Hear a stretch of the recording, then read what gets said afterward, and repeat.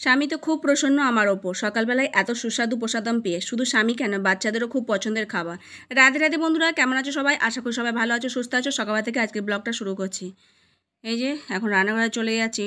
সকালবেলা 1 ঘন্টা আগে ডাল ভিজিয়ে রেখেছিলাম, তো সেই ডালটা এখন ধুয়ে নেবো, ধুয়ে আর সেদ্ধ বসে দেবো। এটা হচ্ছে ছোলার ডাল। আজকে ছোলার ডাল লুচি করব সকাল সকাল টিফিন।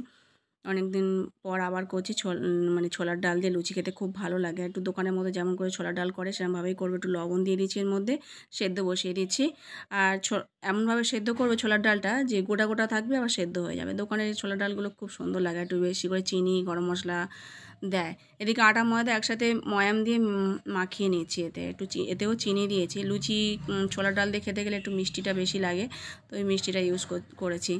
আর এদিকে তাল রেখে দিয়েছিলাম, তালটা দেখছি পেকেই গেছে। জন্মাষ্টমীতে করবো বলেছিলাম, তো সেটা আর করা হয়নি, শক্ত ছিল বলে। এখন দেখছি পেকে গেছে, ওটাকে রাখা যাবে না, করে ফেলতে হবে। এদিকে ছোলার ডালটা দেখো এরকমভাবে গাঢ় মতো হয়ে গেছে। এখন এর মধ্যে গরম মশলা দিয়ে দিলাম, ব্যাস হয়ে গেছে। পুরোটা নামিয়ে নিচ্ছি, তারপর লুচিগুলো বেলে নেবো। একা হাতে সব করা হচ্ছে, প্রভুজি এখন নেই, সকালবেলা বেরিয়েছে একটু। তো লুচিগুলো খুব সুন্দর ফুলছে, এত ফুলছে যে নামাতে গিয়ে কড়া থেকে পড়ে যাচ্ছে, এত ফুলে উঠেছে। তো ওই আটা মেখে রাখলে খুব সুন্দর হয়। আটা ময়দা একসাথে ময়াম দিয়ে করি, তার ফুলে দোদমা হয়ে যাচ্ছে।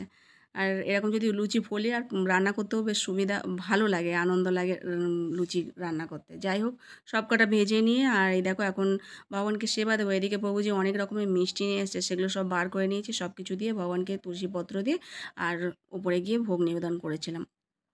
তো এই যে ভোগ হয়ে গেছে, এখন নিচে নিয়ে যাবো, প্রসাদ পাবো। তো অনেক দিন পর ছোলার ডাল দিয়ে লুচি সকালবেলা খাওয়া হচ্ছে, খুব ভালো লাগছে আর খুব সুস্বাদু হয়েছিল। আর আমাদের বাড়ির বাচ্চারাও খুব ভালোবাসে লুচি হলে, লুচি পরোটা এগুলো খুব পছন্দ করে। তো এই জয়িতাকেও দিয়ে দিয়েছি, ও প্রসাদ পাচ্ছে। আর তার সাথে মিহিদানা ছিল, গজা ছিল, আর এই লবঙ্গ লতিকা, এই মিষ্টি নিয়ে এসছে, সন্দেশ নিয়ে এসছে, অনেক রকম মিষ্টি নিয়ে এসছে।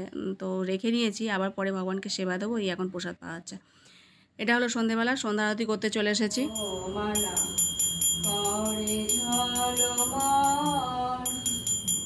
শিব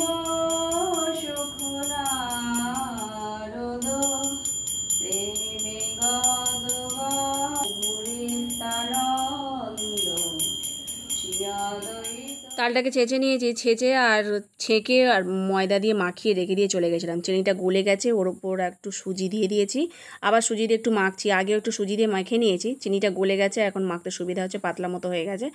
আর তালের কাঠ তো অল্প করেই বেড়েছে, যেহেতু ছোটো তাল ছিল। এবছরে মনে হয় এই শেষ খাওয়া তাল, বাজারে যদি পাওয়া যায় তাহলে নিয়ে আসবে।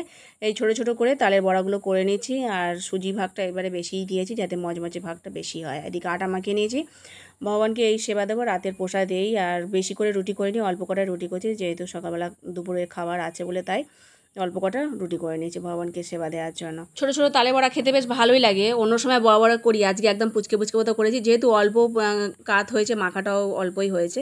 তো এই রাতের প্রসাদ। আর আজকের মতো ভিডিওটা এখানেই শেষ করছি, দেখাবে পরটা নতুন ভিডিওতে। সকলে ভালো থেকো, সুস্থ থেকো, হরে কৃষ্ণ।